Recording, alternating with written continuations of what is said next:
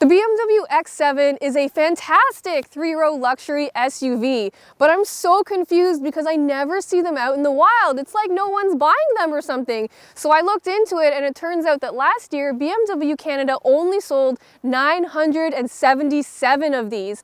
Meanwhile, the Mercedes-Benz GLS sold nearly 1,700 models. So it's not a huge segment to begin with, but that's a pretty big difference. What gives?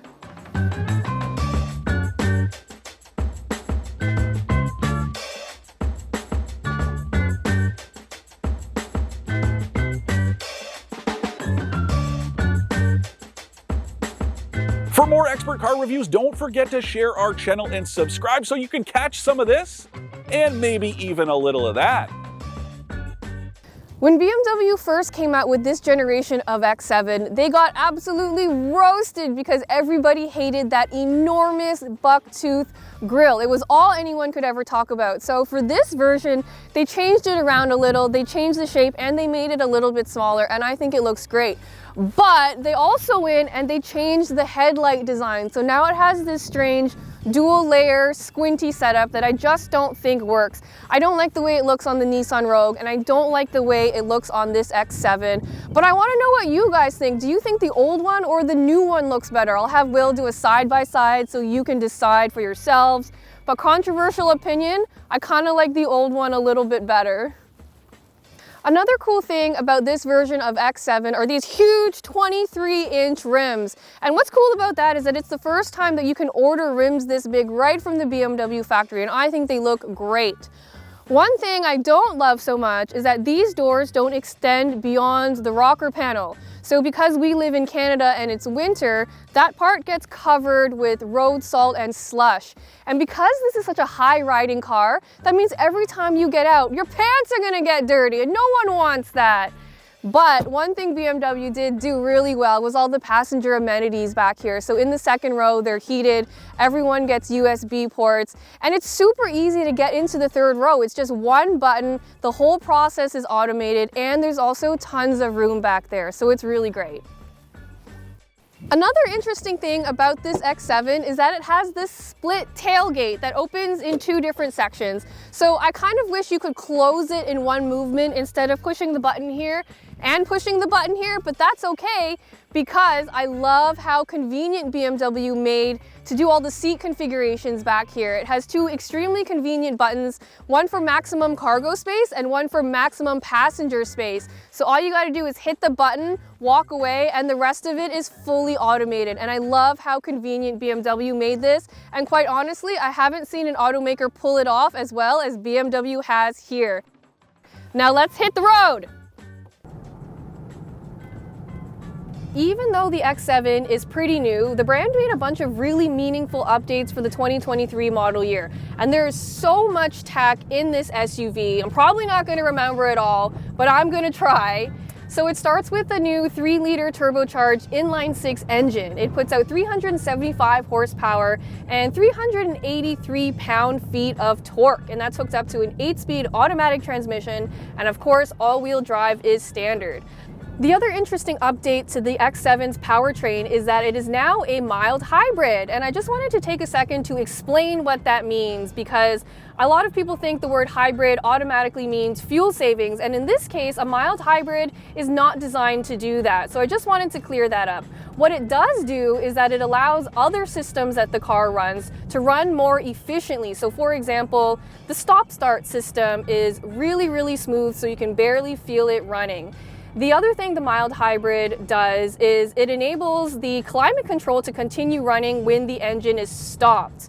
And finally, this is the thing that I think a lot of you will be most interested in, is that in this case, it acts like an electric turbo boost. So how to activate it is you just pull the left paddle shifter for a second, and it automatically drops down to the lowest usable gear. And then it pulls power from that 48-volt battery and puts it towards the wheels. So it acts like an electric turbocharger. And I think that is a really fantastic feature of this X7. Another one of my favorite parts of this X7 is how absolutely smooth it drives. So it has this really great air suspension that works with GPS and cameras to preemptively pick the right settings every single time with no intervention needed from the driver at all. So it's in the right setting no matter what the conditions. And the result is that this SUV just feels like it's gliding. Over rough roads, you can barely even feel it. The other thing it's really good for is that when you're cornering, it helps keep the car flat. So normally when you take a corner, there's a lot of leaning around. But if you take a corner with this X7, it stays remarkably flat, and it's actually kind of spooky the way it works. And the result is that you just feel more confident and more sure-footed when you're taking corners, and that is a good thing. Another upgrade to the X7 that I think is absolutely necessary is that it now has four-wheel steering. And the reason why I think it's so necessary is because this is a big honkin' SUV. But with four-wheel steering, it makes it so much easier to maneuver around tight spots like parking garages or even through the city. It just makes it really easy to park. In corners, it feels a lot more nimble than something this big should. And in general, all of that comes together to give this BMW an absolutely luxurious driving experience with a little bit of sportiness sprinkled in, which is exactly what BMW wants for this X7, and it's fantastic.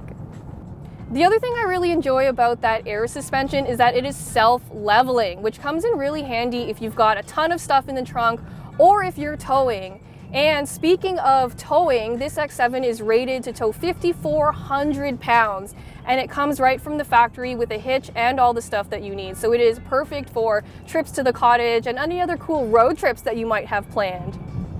We're going to be doing this portion of the review from the warmth and comfort of inside the cabin because it is like -20 today, and I love my job, but I don't want my fingers to fall off. I need my fingers to do my job. And it's great in here. You know, this is a six-figure SUV, and it looks and feels like it's worth every single penny. This leather is amazing and soft. The roof is covered in this soft suede-like material. There's a whole bunch of really nice trims in here that makes it look very cohesive and very inviting and warm. And speaking of warm, there's heated seats that are standard in the front and in the back, which is amazing. And this is the only vehicle I've seen that not only has a high setting for the heated seats, there's a very high setting, which is great for me because I'm always cold. And on a freezing day like today, I need that warmth to keep going. The other thing I really love about the interior are these beautiful glass controls. I don't like the fact that they're part of a $12,000 upgrade package, but I do think that they're really beautiful, and when the light hits them just right, there's rainbows everywhere, and it just puts me in a really good mood, so I love that. The other really great thing about this X7 is that it gets BMW's newest infotainment system set up. And it comes under this single panel of curved glass. So it looks beautiful and it's slick and very modern. And the operating system is perfect. BMW's previous infotainment systems used to be a little bit confusing to use because of the menu structures and stuff like that. But in this iteration, it is so user-friendly. You can get to almost anything using only 1 or 2 taps. So you never have to dig too much to find what you're looking for. You can interact with it using the touchscreen or using this rotary dial knob, which is great for when you're on the move and you can't reach it.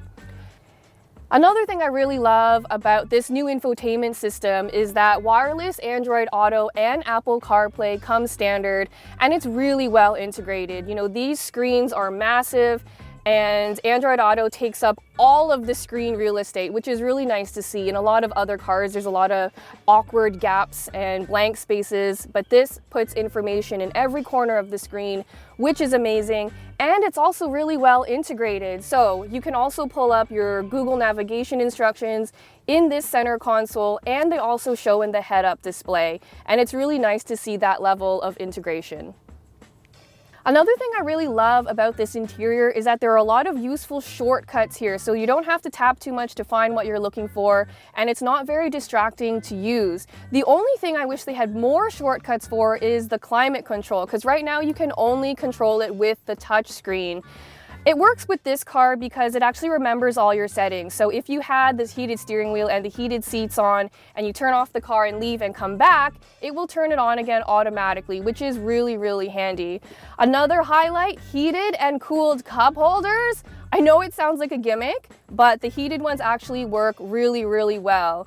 And speaking of gimmicks, this BMW also has a voice control where you can use it to control stuff like the climate control and audio settings and stuff like that.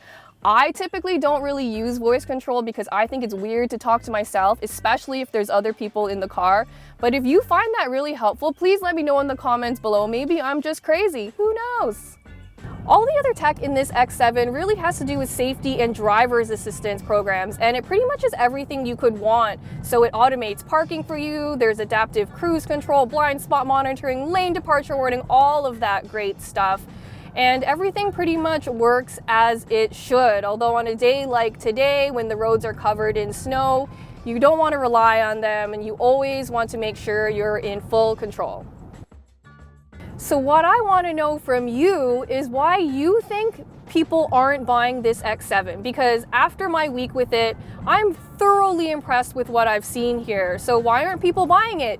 Let me know in the comments below, or you could email us at expert@trader.ca. I'd love to know what you think because I'm really impressed here. And I know this SUV starts at $110,000, so I can't afford it. But if I could, it would definitely be on my shopping list. To recap, I love the BMW X7's smooth and swift driving, user-friendly setup, and luxury touches. I don't love the ugly headlight design or the fact that a lot of the best features are part of expensive packages. In the end, I'm still not sure why nobody's buying the BMW X7 because it is so good. Yes, it is a little bit ugly, but the rest of it is so good that it easily outweighs that. So if you're in the market for a luxury 3-row SUV, you should really put the X7 on your list.